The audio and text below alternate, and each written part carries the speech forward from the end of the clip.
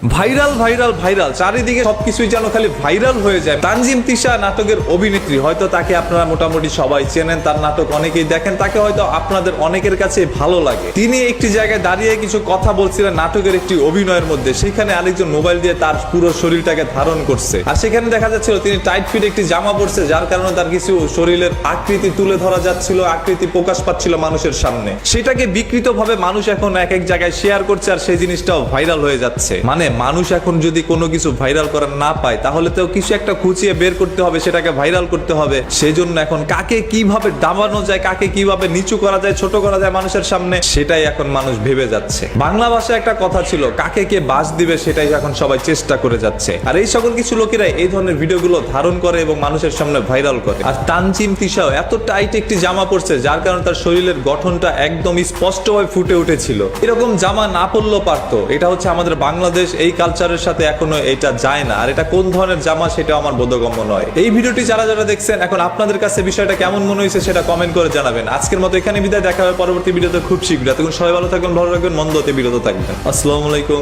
আল্লাহ হাফেজ।